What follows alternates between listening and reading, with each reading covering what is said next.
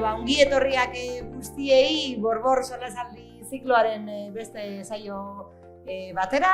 Gaurkoan drag mugimenduari erreparatuko diogu Euskal Herrian eta Iparraldean eta nazioartean ere urratz, gorputz, dantza, disiplina eta mezu berriak ditugulako gure artean. Eta horretarako gonbidatu berezia daukagu gaurkoan, Albina Estarduz, da bera, kaixo. Kaixo, arratsaldean. Ondo? Ondo, oso ondo tazu?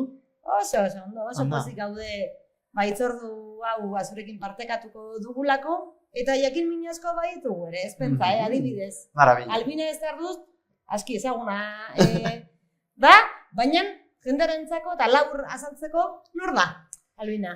Albina Estarduz da Burlatako, Iruñako travestia, eta ez dut asko gehiagorik izateko, baina hori ni travestia naiz, duela ja urte dexente, eta lan asko egiten dute Euskal Herriko herri eta leku askotan showak eskintzen, haibiez, Laudio egongo nintzen, pasaden udan, eta hortaz gain lan egiten dut ere telebista, pixka bat ere dragaren mezu hau zabaltzeko, eta aniztasunari buruz hitz egiteko, eta lantzeko moduren batean. Hitzaldiak ere ematen ditut, eta gauza asko egiten ditut, dragaren bitartez. Eta zure kasuan drag munduan barneratze hori, noiz edo nolatan iritsi zinen edo nola heldu zenion? Begira, ni beti izaten dut, ni travesti jaio nintzela. Ez dut travesti jaiotzen garela moduren batean, ez? Ni txikitatik banekien zertxo bai neukala, ez? Edo zer gustoko nituela gauza batzuk eta esaten ziaten ez zitzaizkidala gustatu behar, ez?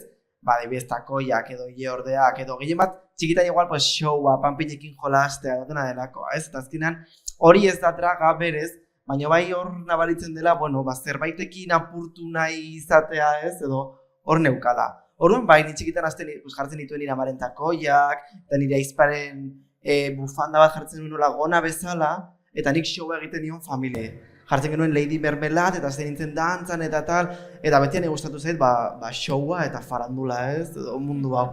Egia da, gero badakizu, ez, nera bezaroa iristen da, eta izan barzara normatiboa, eta izan barzara maskulinoa, eta heterosexuala, eta dena, ez, eta orduan, karo, ez hile orderik, ez ezer. Baina jasi nintzenean, unibertsitatean, Gasteizen, zenez hiri berria, ja helduan nintzen, jende berria eta dena, eta hori nintzen esperimentatzen. Makiajearekin, probatzen, hile orde supermerke bat erosi nuen, eta tal. Eta kontua zenez, nintzen nintzela super aldunduta, ez, hola jantzita edo. Eta karo, azkenean dragak eraman ninduen prozesu bat bizitzera, ez? Non planteatzen nuen nor nintzen. Emakumea naiz, gizona naiz, nor naiz, hau gustuko dut, baina suposatzen dugu emakumeena dela, orduan nor naiz, ez? Azkenan eraman dite nire burua ez bitar bezala definitzera, eta travesti bezala. Travesti bat niretzat da artista bat, eta travestiuk egiten duguna da moduren batean genero adierazpenarekin jolastu. Jolasten dugu modu askotan, ez? Beti lotzen dugu draga dela femeninoa eta draga dela takoiak eta ileordea, baina draga izan daiteke ileorderik gabe, takoirik gabe, izan daiteke femeninoagoa, maskulinoagoa, ez da bat, biak izan daiteke nahi dugun bezala, ez? Bibotearekin, batean bizarrarekin, nasketa zoragarriak sortzen ditugu, eta azkenan niretzat hori, ez? Genero adierazpenarekin jolasten dugun artistak, helburu batekin, ez? Eta helburua niretzat da, gizarteari erakustea sortu ditugun edo sortu dituzten genero rolak ez direla bat ere onuragarriak, inorentzat, eta dela garaia bukatzeko hauekin eta bakoitza nahi duen bezala izateko, ez? Azkenan asko esaten da, ez, travestiak emakumez edo jantzten garela, ez? Baina kontua da edo galdera da, zer da emakumez jantztea? Zer da emakumeena, zer da gizonena, ez?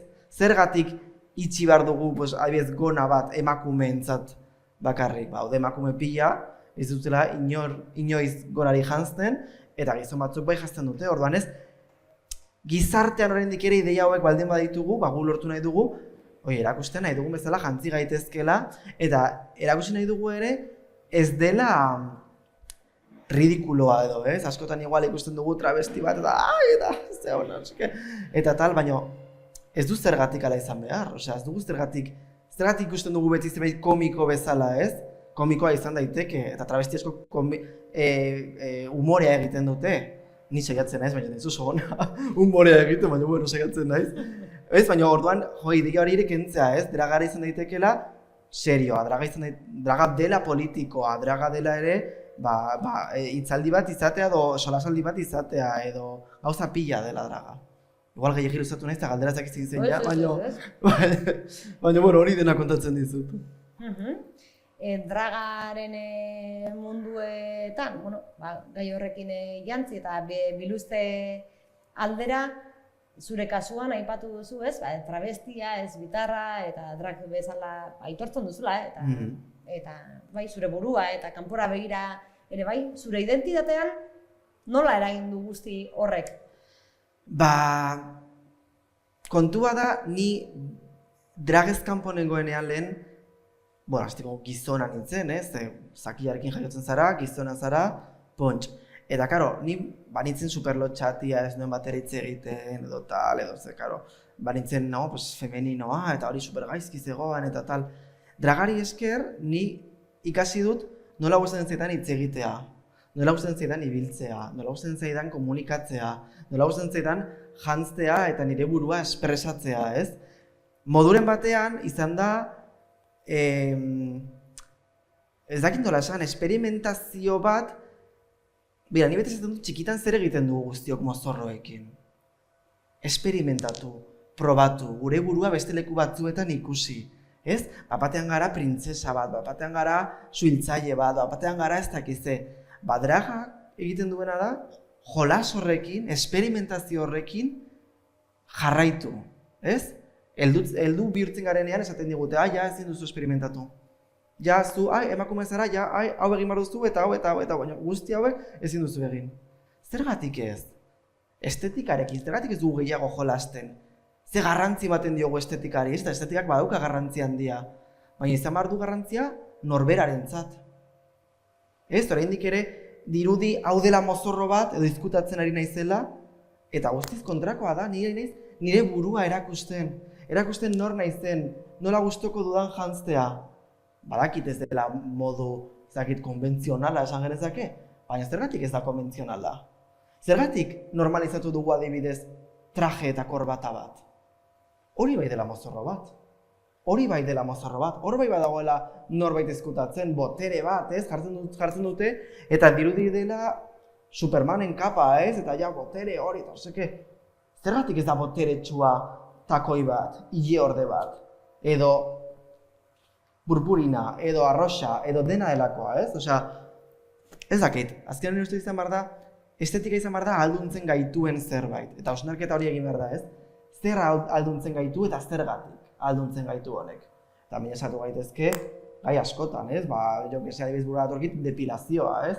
Emakumeetan, no? Ze presioa depilatzeko eta ederra izateko, eta zergatik, sentitzen gara ederrak depilatzen garenean, ez? Sentitzen zarete emakumeak ederrak, no? Nondik dator hau dena? Estetikarekin gauza bera. Zergatik ez gara sentitzen ahaldundutak gona batekin adibidez, edo takoiekin, edo ez dakit zerekin. Ez dakit, hausnarketa bat da, eta uste dut, ni beti esaten dut dragaren helburuetako bat dela jendea animatzea esperimentatzera. Eta ni beti zaten diet aurrei ematen diren hitzaldiak edo helduei, azkenan hau guztiok egin beharreko zerbait da, esperimentatzea garrantzitsua dela, egunero esperimentatzea. Gauza txikiekin, makillajearekin, ilearekin, bitxiekin, arroparekin, probatu behar dugu gehiago, esperimentatu behar dugu gehiago, gure burua beste leku batzuetan ikusi edo, beste modu batzuetan ikusi. Erortzen ari da, ongitzutan da, Gero gerta daiteke, gauza batzuk gustoko ez izatea, eta beste batzuk gustoko izatea. Batean, ez, ileari ze pixua ematen diogu, ez, ilea, eta moztu date gehiegi, eta noseke. Eta batean ikusten badugu gure burua ileri gabe, eta kentzen badugu ilea, eta batean ikusten dugu izango garela, zeitxusia, noseke, edo igual batean sentitzen gara, superaldundutak. Igual presioa aukendu dut, ez? eta ze gustora sentitzen naiz, eta ederra sentitzen naiz. Ez dakit, uste dut, orokorrean, laburbilduz, dragak esperimentatzera eramaten gaituela, eta dela zoragarria, horregatik guztiok egin barko genuke draga noizbait bizitzan, bai, osea, egun bat hartzea, eta, bueno, gure tailerrak eta hortarako dira, ez? Egun bat hartzea eta guztiz, esperimentatzea, probatzea, ez dut esan nahi honekin.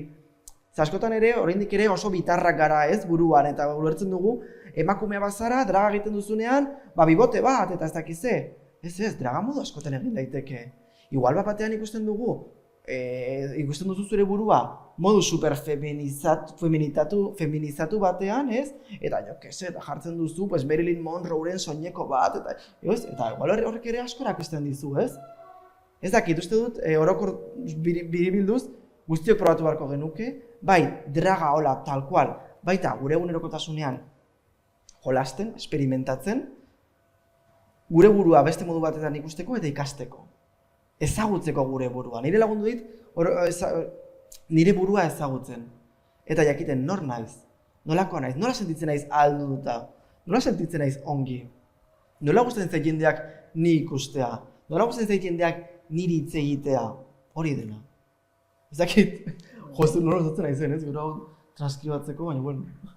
Bueno, azken finean, halako esperientziak, halako relatoak, halako erreferenteak ere oso beharrezkoak dira non eta Euskal Herrian eta euskaraz draga egitea aurren ohikoa ez den eremu hauetan. Zentzu horretan aipatu duzu, ez? Zure haurtzaroko, zure nerabezaroko, eta bueno, zure beste bizifaz edo beste begirada edo beste oinatz edo zapata edo takoi batzuetatik egindako bide horretatik zelako oztopo edo mugak ere topatu dituzun, bai zure buruarekin, bai inguru ezberdinekin, zentzu horretan nor edo nondik edo nola topatu izan dituzu alduntzeko baliagarriak izan zaizkizun erreferente edo helduleku horiek?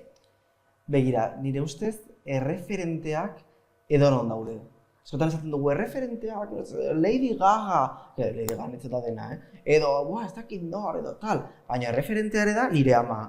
Erreferentea ere da, nire herriko florista. Zera emakume bat zoragarria, eta jarretzen zituela lukazo batzuk mestara joateko, eta ni flipatzen nuen txikitan, eta zer, baina nori izan daiteke emakume honen jartzea hileak eta takoiak kolore berezkoak, eta zen fantasia bat emakume obra. Erreferentea izan daiteke niretzat Jogurina Boroba. Nire Jogurina Boroba ezagutu nuean, gainera hemengoa dela Laudiokoa, dela zoragarria. Jogurina Borobak irakatsi dit pila bat, ez? Eta Jogurina Boroba gainera adibidez irakatsi dit aldarrikatzea draga. No, berak esaten dugu, esaten digute emakumez jantzte garela, baina ni emakume batetaz baino paiazo batetik hurbilago nago. Eta hori da kontua, ez? Paiazoak gara moduren batean. Baina ez dut esan nahi modu txarrean ez da gutxegorik ere. Aldarrikatu behar dugu ere paiazoak. Gertatzen da paiazoekin ez direla, komikoak eta ze ridikulo. Paiazo bat zoragarria. Zergatik ez gara gure paiazoak bizitzan, kalean. Gure helburua da jendea ondi pasatzea, jendeak ikastea, jendea disfrutatzea. Gure bagara paiazoak. Eta galderatzen hau ez, galderatzen, alduntzea komunitateetik. Eta komunitateak ere lagundu dit ezagutzen hor naizen, ez? Bizigaren gizartea da superbitarra modu askotan, ez? Joaten zara komunera, hemen ez faktoria zoragarria, baina komunera joaten zara eta dena da, emakumea edo gizona, edo eta hau da emakumeena eta hau da gizonena, eta beti esaten dizute, eta zu emakumea da gizona zara, beti da superbitarra, ez? Orduan batea ezagutzea jendea esaten ditzuna, ni ez bitarra naiz, eta ezagutzen, lehenengo aldiz ezagutu nuenan ez bitarritza, eta zen, zer da ez bitarra, ez? Eta batean dirudi, ditudan zalantza guztiak desagertu zirela, ez? Zer esan dizutez planteatzen duen, emakumea naiz, edo nor naiz, karo, ni gaztean nintzenean, edo txikian nintzenean, ze gaztea ba naiz, ni txikian nintzenean, zenen plan, karo, emakume bazara, zakilak kendu behar duzu, eta tal. Nola izan daiteke, pertsona batek informazio hori izatea, ez? Eta gizartan ez egotan horbait izaten dintzuna, ez? Izan zaitezke emakumea, eta zakia izan, izan zaitezke ez bitarra, izan zaitezke tal edo. Ni txikitan hau jakin izango banu, ziurrenik beste bizitza bat izango nuke gaur egun. Orduan komunitatea izan da, niri irakatsi didana komunitatea, eta esaten dizuena erreferenteak kalean, etxean, eta leku askotan. Interneten ere, noski, nik asko aldarrikatzen dut interneta, ez? Orain beti izaten dute, interneta, eta dirudi dela, infernua, eta nerabeak internetan, eta joe, daude arrisku pila internetan, eta irakatsi behar dugu interneta erabiltzen, bai nerabei, baita helduei, baita txikiei, baita mundu guztiari, baina internetak ere eskaini digu espazio zoragarri bat ezagutzeko gu bezalako jendea. Interes berdin dituzten pertsonak, ezagutzeko gu bezala identifikatzen diren pertsonak, eta hori izan da zoragarria, eta hori izan da askatzailea ere. Eta hortik. Akaso orduan, askatzailetzat ditugun edo dituzuen espazioen falta dago, hau da, interneta sare oso zabal bat da, zeinetan edozein identitate, kabida edo ahotsa edo tokia egin dezakeen, tokia egin behar delako mundu honetan oraindik ere nor sentitzeko, nor izateko ez, baina sentitzeko batzutan bai, talduntze horretan pauso bat aurrera egiteko, ere bai. Egia da gero eta espazio gehiago ditugula orokorrean, LGBT pertsonok, disidenteok, baita emakumeek, baita, pertsona askok behar izaten ditugun espazioa, gero eta gehiago ditugu. Egia da oraindik ere, duela gutxi aipatzen nuen nik adibidez elkarrizketa batean, ez? Nola oraindik ere sortzen diren, adibide praktiko bat jarriko dut, baina adibide okurritzen zaidalako, badaude adibide, 11 adibide, ez? Nola oraindik ere sortzen dira, adibidez, zinemaldia, dela zinemari buruzko jaialdi bat, eta gero sortzen diren jaialdi LGBT-ak, ez? Edo zinema LGBT-a, eta dirudi beste espazio bat dela, ez? Dirudi egin behar dela, aparte, edo zinema feminista, eta beste espazio bat, ez? Eta ulertzen ditugu, baritugu espazio ez mistoak, eta baritugu espazioak non gure berdinekoekin gauden, aski izateko noski baietz, baina oraindik ere asko bereizten da, ez? Tun, eta hau, eta pum! Eta nazten dira, bai, espazio seguruak behar ditugu, baina helburua izan behar da, leku guztiak izatea gure espazio seguruak, ez? Mundua izatea gure espazio seguruak. Landu ditugu asko espazio seguruak eta jarraituko dugu espazio seguruak sortzen. Noski, baina helburu horrekin. Ez uste uste du, badituzte beren espazioak, eta jazta. Ez. Baitu gure espazioak borrokatu ditugulako, jarraituko dugu borrokatzen, travestiok ez bakarrilen egiteko ekainan. Eskotan dirudi ez, arrotasuna, eta emakumei martxoak 8, eta orduan, itzaldiak, eta no seke. Aizu, nik urte osoan zer egin nahi dut dan. Eta hortan jarraituko dugu. Eta helburua, eta espazio seguruena, bai. Baditugu espazio seguruak, oraindik ere askoz gehiago sortu behar ditugu, baina helburu horrekin, espazio seguruak guztiak izateko. Posible da hori, espazio bat segurua izatea guztientzako? Zer falta dute espazioek seguruak sentitzeko guztiek? Moduren batean bai, baina ez da egia. Esan nahi duena da, jendeak zentzua izatea, hori da beharrezkoa dena. No? Eski azkenean, esan nahi dut, zer egin behar dugu? Ez dakit, nik ez daukat erantzuna, egia esan. Bai gustatzen zaidala gero eta gehiago ikustea nola sortzen diren, nola esaten dago, esango dut. Adibidez jaietan eraso bat gertatzen denean, protokoloak, ez? Nola sortzen diren protokoloak, eta gustatzen zait ikustea gero eta nola protokoloak gero eta zorrotzagoak diren. Adibidez nire herrian, Burlatan, eraso bat gertatzen bada, pum! Ixten dira txosnak. Eta bukatu da. Eta jaia bukatzen da. Eta tristea da, hau behar izatea, baina erakustea arroio, aizue. Bukatzen da. Eske ez da, eta ez. Ixten dira, bukatzen dira jaiak, eta sakabo. Ulertu behar da, ze kezkagarria den egoera. Ez du balio ja protokolo bat aktibatzea eta tal, oraindik ere gertatzen dira. Orduan, espazio segura guztiontzat. Ni zaila ikusten dut, egia esan, baina saiatuko gara, gutxienez. Adibidez, duela urte batzuk egon ginen Arrasateko gaztetxean, eta zen jaia ez mistoa. Zen emakume eta transbiboio marikak. Eta izan zen espazio zoragarria. Eta esan ziguten, gu ez gara atean jarriko, esateko nor sartu edo nor ez sartu. Baina argi izan, hau espazio ez mistoa dela. Eta horrek zer esan nahi du? Ez dugula ezer onartuko. Osea, ezer, inongo erasorik, ez begiradarik, ez da, askotan ere dirudi erasoak izan daitezkela bakarrik, fisikoak, ala berbalak, ez eraso bat izan daiteke modu askotan. Eta erasoak jasaten ditugu egunero. Orduan, zorrotzak izan gara, eta aurrera jarraitu, eskizak, nik ere nola lortuko ditugu espezie segura guztiontzak, baina segatuko gara. Ardura kolektibizatzea, orduan izan daiteke horretarako gakoetako bat. Begira, bai, eta ardura jartzea ere hezkuntzan, baina ez hezkuntza, aberra esaten dudan, bai ardura jarri, hitzaldiak ematea eta hezkuntza aldatzea eta tal, baina ere norberaren, nola esaten da, obligazioa edo, norberak baduen, zuk baduzu ere erantzukizuna, zuk baduzu erantzukizuna informatzeko, ikasteko, aldatzeko, eta gaizki egiten duzunan ere, ikasteko eta onartzeko, baina zure erantzukizuna da. Ezin dugu espero batean badator pertsona beltz bat, eta hasten gara galdezka. Aizu, pertsona hori ez da aiztegi bat. Ez da Wikipedia pertsona hori igual dago jaia disfrutatzen, eta zu ari zara margatzen. Ulertzen da esan nahi dudana?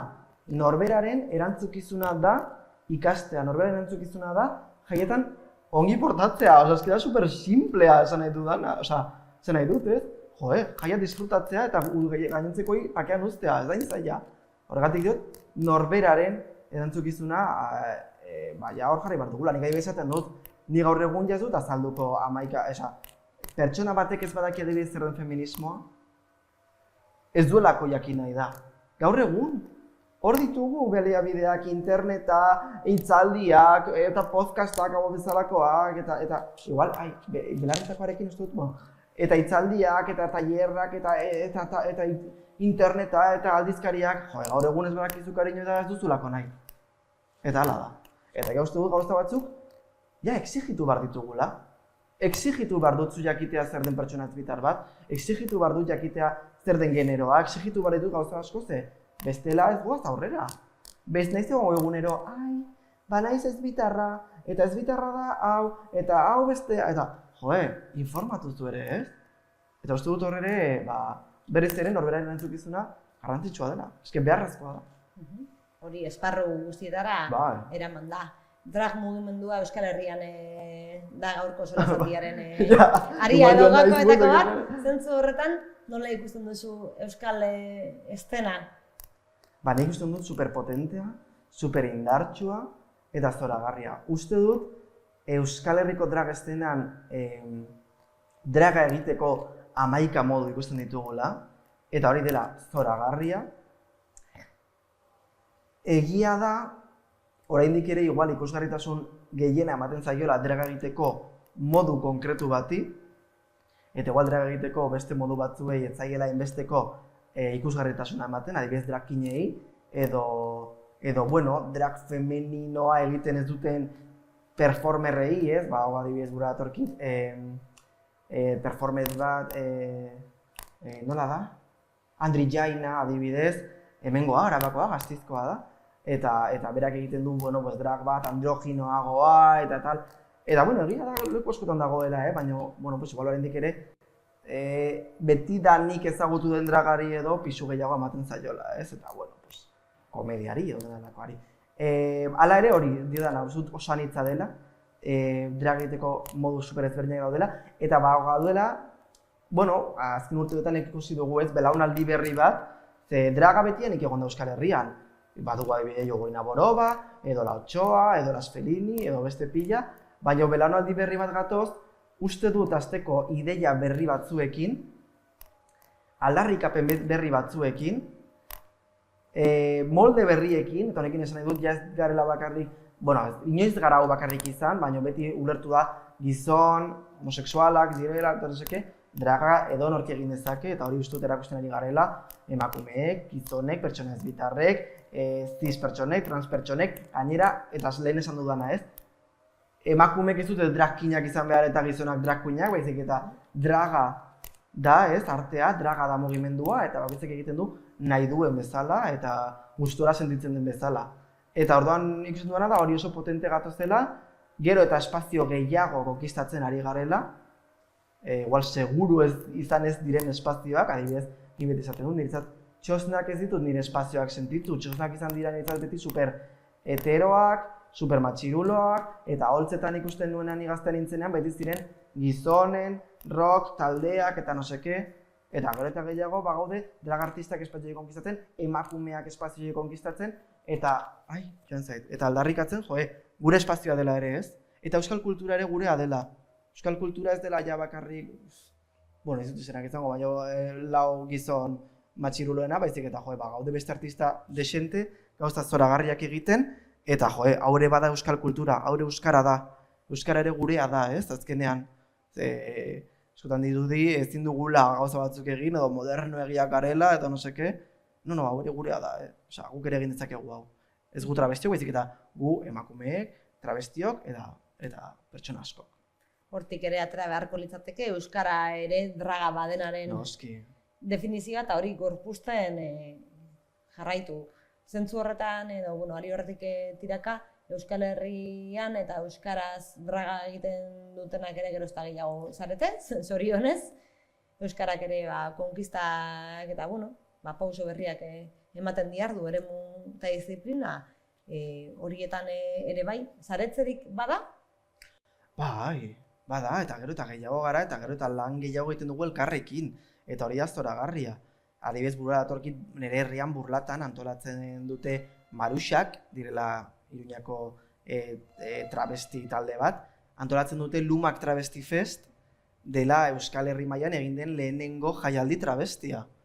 Eta zoragarria, beltzen gara gehien bat Nafarroako egia esan, baina, adibidez badugu Gasteiztik Celeste Poliester, Bilbotik ere dator Aurasin, Jogurina gora badator Laudiotik, Gipuzkoatik badatoz Divina Komedia, Xarmaleone, sortzen dugu jaialdi zoragarri bat, non helburua hori da, erakustea Euskal Herriko draga nolakoa den.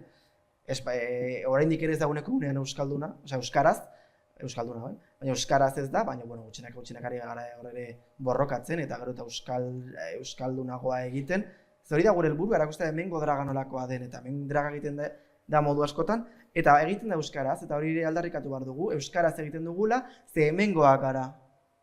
Ja ez dugu sexilio, oraindik ere sexilio asko dagoaten da, baina ja ez gara joan behar Madrilera draga egitera. Ni dragan hasi nintzen ez eta Madrilen eta no seke. Madrid da, un criadero de ratas, osea, Madrid da infernua. Uste dirudi dela, super modernoa eta super askea, eta Madrid ez da bat ere modernoa.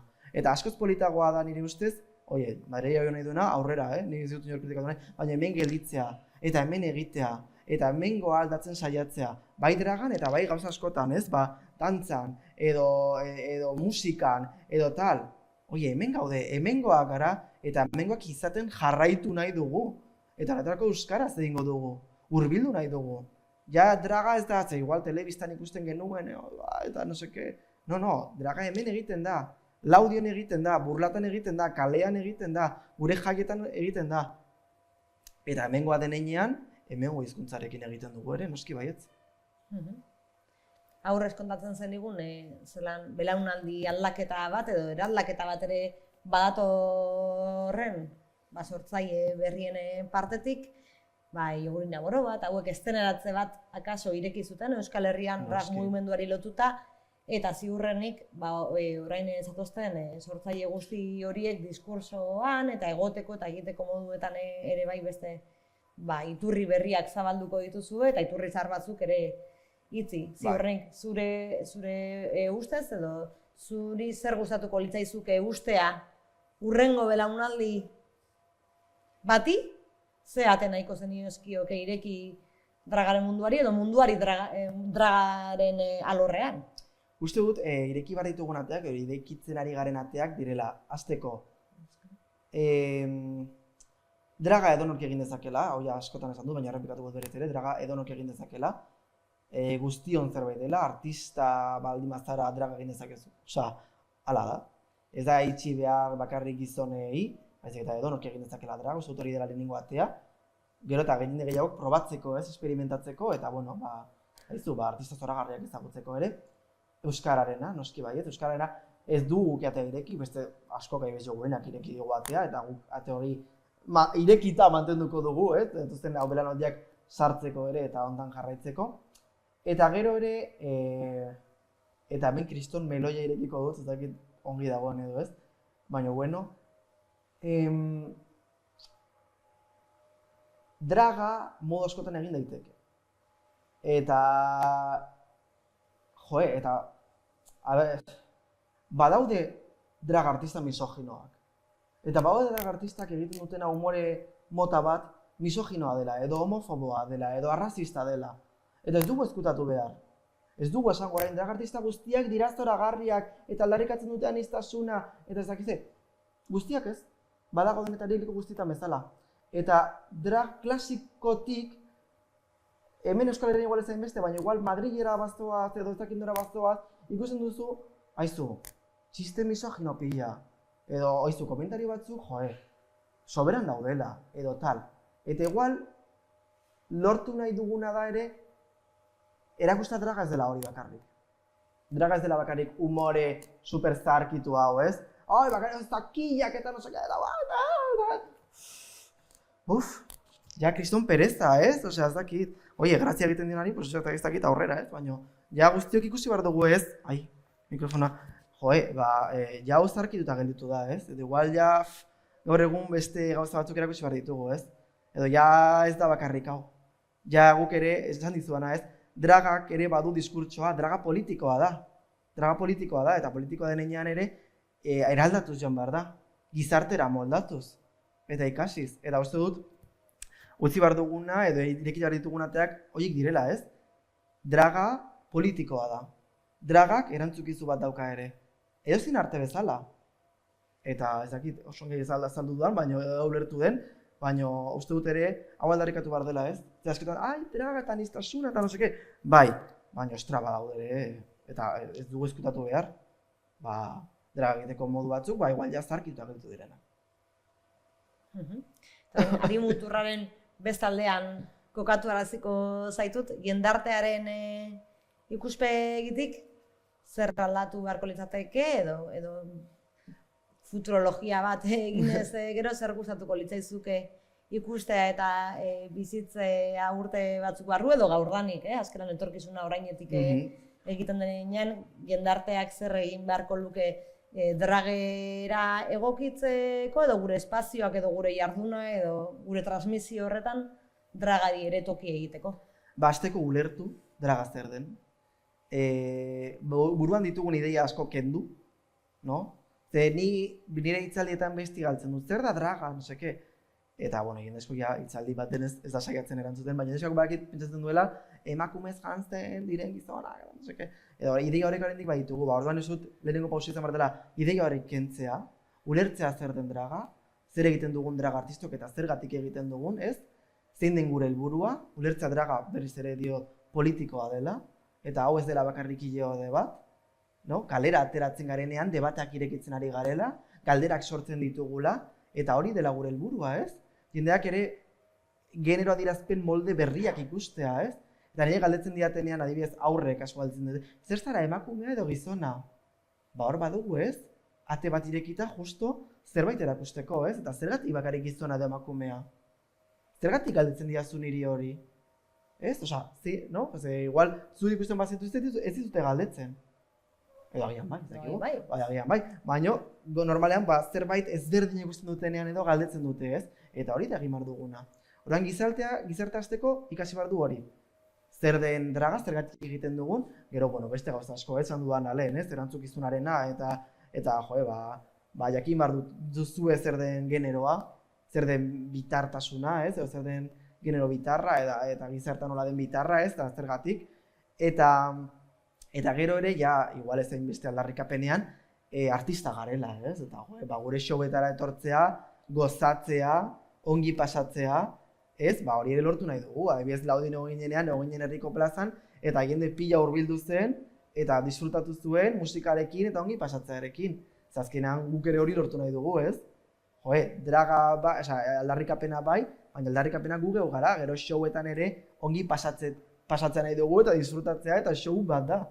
Orduan, hori artista bezala ikusiak izatea, baloratuak izatea, eta kondizio edo honetan ere, ikustea, ez? Azkenean draga oso lan prekarizatua da, gaur egun zelan ez da prekarizatua, ez? Baina draga ere. Eta orduan, hortan ere borroka egin nahi dugu, gure lanbidea ere ulertzeko, eta arte bat dela ulertzeko artista garela. Kultur edo arte programazioetan, dragak galdera tranpa bat egingo dizute. Aukera berdintasuna dauka beste disiplina edo adierazpide batzuekiko? Zaila da horri erantzutea. Egia da gero eta espazio gehiagotan gaudela, egia da ere askotan dela zergatik gaude espazio hontan, ez? Zergatik batean kartel hontan, travesti bat, no? Askotan bagara aniztasunaren txeka. Bai gu, ez dakit pertsona beltz bat, ez? Adibidez, nola antolatzen diren hitzaldiak, pertsona beltz bat hitz egitera arrazismoari buruz. Eta jazta. Orduan, zaila da horri erantzutea, egia da ez dugula nahi bakarrik espazio anitzetan egotea, aniztasuna eta hor gaudegu, arrotasuna eta hor gaudegu, edo tal, hori zoragarria da. Gu ere edozin espazioetan egon gara, gu edo ez dut zane bakarrik travestiok, ez bakarrik nik ez da gutxegorik ere orokorrean, ez? Baina gero ere ikusi nahi dugu, kontratatzen edo antolatzen dutenek ere hausnarketa hori egin dutela. Ez garela betiko artistak hau eta travestiak. Eta pertsona beltz bakarra, eta listo. Eta honekin ja, badugu dena, aniztasuna. Hor ere, bueltatxo bat egin behar da. Eta uste dut, beharrezkoa dela. Dio dana, ez bakarrik... zerbait antolatzen dugunean, aniztasuna kontuan hartzea, baina ez bilatzea. Modu, igual beharrezkoa da, igual beharrezkoa badare jarraituko dugu, baina ez dakit, uste dut komplexua dela gaia eta ez dakit dela guztiz ongi erantzuten, ze hor dago beti inkognita, ez? Gu hemen gaude espazio hontan, eta ez da marabila. Zergatik gaude espazio hontan ere askotan, ez? Bai, bereizi ez, edo integratu, segun eta erdi bete erdi utz, urre sakonak dira horiek ere, hala ere, egia da azken urteetan pauso nabarmenak eman direla, traje artistak erdiguneratze bidean hor daukagu Jogurina Boroba batek egiteko lan guztia, Durango kasokan gaur egun draga presente egotea artista jakin batzuen gorputz eta lanetatik baldin bada ere ohikoa da eta jendartak ere hala hartzen duela edo herriko jaietan zuen emanaldiak ere bai integratzea ez dela horren berezia edo geroz eta herri gehiagotara iristen ari den autu bat dela azken finean. Eta da marabila hutsa, bera, gure ari deitzen digute asko txosnetatik eskatu zerbait ezberdina. Esaten digute, eske beti izan da gauza bera eta baritu gauza berriak, eta hori da zoragarria ikustea, ez? Nola jendeak eskatzen duen zerbait berria, zerbait, mezu berriak, ahots berriak ere, ez? Holtzetan, ahotsak diodanen ez dut esan nahi, mezua eta hitzaldia, Txosna batean travesti bat egotea, mezu bat da. Eta igual zait, emakume bat egotea, ze emakumeek ere oraindik borrokan diz egin behar duzue espazio konkretu batzuetara iristeko. Oraindik ere, orduan da, Hala ere, hori ikusten duana da interes handia. Interes handia, proiektu berriekiko, interes handia ahots berriekiko, eta hori beti izango da marabila. Ez dakit erantzun duan zuera galdera. Bai. Ezentzu hor da, artista bezala zuk ere ibilbide luzea daukazu, beste batzuk bezala, lazer barru beste lan bat, beste proiektu bat emango duzu. Bai. Aditzera zein helbururekin? Begira, leheniz aurkeztuko dut, duela gutxetara dut abesti bat, ditzen dela R, bideoklip zoragarri batekin, hane batzen zaituztetik ustera, eta datorren astean, igual ikusten ari direnentzat ja atera da, diska bat erako dut, Izar izenarekin, Eta helburua da berriz ere, mezuak zabaltzeko kanal edo bide berri bat, azkenean. Hitzaldi batean mezu bat zabaltzen dugu, showetan ere mezu bat zabaltzen dugu, musikaren bidez ere mezu zoragarriak zabaldu daitezke. Ni Jogurina Boro batik ikasi dugu, Jogurina Boro bat egiten duen lana da zoragarria, orain azken urteetan aurrekin, eta niretzat da zoragarria, nola musikaren bitartez, ongi pasatzearen bitartez, askotan dirudi mezu bat izan behar dela, serioa eta baina mezua izan daiteke txunda batetik edo ez dakit nondik, eta musikatik ere zabaldu nahi dute, mezu hau, eta musikatik radiozuna, Durangoko azokan egotetik ere, aldaketa bat, edo mezu bat ere, zabaltzen dugu. Alde batetik daude euskararen edo euskal kulturaren estenaren epizentroan dauden plaza, Durangoko azokak kasu, baina gero badaude Orbeko etxea, edo beste aipatu duzu Arrasatzeko gaztetzeko jaialdia, edo Burlatan Iruñerrian egiten dena bestelako espazio batzuetan, balduntzari begira, artista berriak taularatzeko eta probatzeko eta identitate eta aldarri horiek lau haizetara zabaltzeko ematen ari den pauso guzti horiek. Amaitzeko eskatuko dizugu, zen mezu utzi nahiko zenieken draga probatzen edo esperimentatzen dauden guzti horiei, guren bideak irekitzen jarraitu ditzaten? Lasai hartzeko, hasteko, ze drag munduan artistak garen enean, presio handia daude eta kompetizioa, eta no seke, eta dirudi, arrakasta lortu behar dugula, eta ziren zer da arrakasta, Osea, lasai hartzeko, disfrutatzeko, ikasteko, ze diodan bezala draga ere gure burua ezagutzeko modu bat da. Orduan, espazio seguruak, aipatu ditugun hainbeste, espazio seguruak bilatzeko, ze, askotan dirudi, nik adibidez zorte handia izan dut nire etxean, nire familian, eta nahiko ongi hartu dute draga egitea. Izan ditugu gauzak eta, baina nahiko ongi. Baina errealitatea da mundu guztiak ez duela zorte hau. Orduan, bilatzeko espazioak beste travestiokin ere hitz egiteko, ze gu ere saretzen gara eta saiatzen gara ere travesti berriak laguntzen edo gutxienez laguntza eskaintzen, igual espazio seguru hori sortzeko edo aholkuak emateko edo delakoa. Eta nortasuna garatzea,